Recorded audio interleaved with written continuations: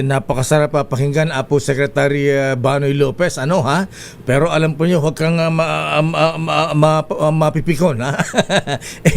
Magdamdam kasi, alam mo, panahon pa ni Apo Speaker Joe De Venecia. Ayan, sina Vice President Noliboy De Castro, abay, meron na ring inilunsad na project yung North Rail nung araw. Ayan, ano ang nangyari? Ba't ganun? Ba't pagka nag-iba ang administrasyon, hindi na nagtutuloy-tuloy yung project? Dito ba ang ganda ng sinasabi ni Manong Speaker Joe De Venecia, itong mga project natin na North Rail, ha? Abot ito hanggang sa amin sa Pangasinan, La Union, Ilocos Norte, iikot pa doon sa Cagayan Valley. Cagayan, Isabela, Nueva Ecija, pabalik dito sa Metro Manila. Ang sarap pakinggan. Pero itong sinasabi yung Secretary Sir, ano ang garantiya na ito ay magiging operational by 2028 hanggang Del Monte, San Jose del Monte, Bulacan? Ito po kasi isa ring PPP project po with SMC. Okay. So ang kagandahan po dito kapag it's a public-private partnership, una po sa lahat, garantisado po yung pondo dito. Okay. Kasi alam naman po natin SMC yan. No, ang pangalawa po, SMC po San Miguel Corporation. San Miguel Corporation. Si Mr. Ramon S. Ang po.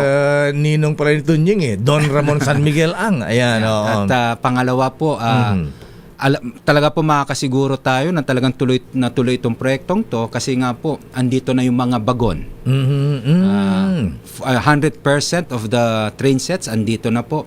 Fully energized na po yung rail lines. Wow. Tapos ngayon pa ang overall status ng proyektong yan is around 86 to 87%. No? So yung malaking aspeto na lang po yung natitirang 13th and 14th station.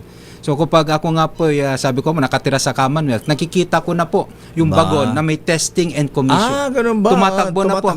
Minsan nga po kapag nakakaidlip tayo, akala ko po nasa EDSA tayo, akala ko MRT3, yung pala MRT7, they're doing the testing and commissioning. Kailangan po kasi yan sa ating mga bagon, yung parang break-in po ng sasakyan. Para they have to meet a certain kilometers bago natin ilalarga yan sa revenue line.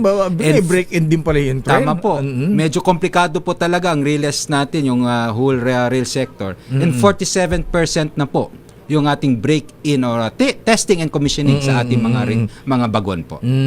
So, hanggang Fairview, ayan, lalagpas pa po. Lalagpas pa. Hanggang Sacred Heart po yan. Sacred Heart. So, 12 stasyon po yan. Quezon City na yun. Yun na po yung boundary bago po magkalookan. May kalookan din po na site doon. 2027 operational na yan. Opo, 12 stasyon. Aba, anong month na next year?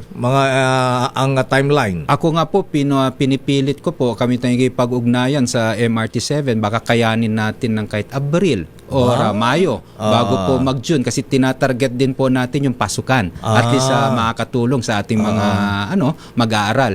So sa tingin naman po talaga namin kakayanin po talaga natin before June 30 talagang operational na po talaga yan. Bata paabutin pa natin ng Abril, baka pwedeng hanggang Pasko yan. Ayan, pwede bang 24/7 ang trabaho diyan para mabilis? Hindi po pwedeng ganoon. Inaayos po natin talaga at may mga kailangan na kasi baka lang kasi po ang kapalit naman dito is the safety and the risk.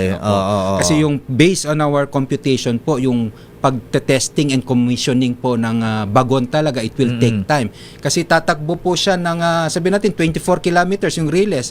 Kung kailangan ng testing or commissioning is around 40,000 kilometers, di pa ulit-ulit ho yun. Hindi na po natin pwede ilagay naman sa ibang relays po yung testing and commissioning. So yun po yung mga malalaking factor na which we think talagang second quarter po ng 2027. So kung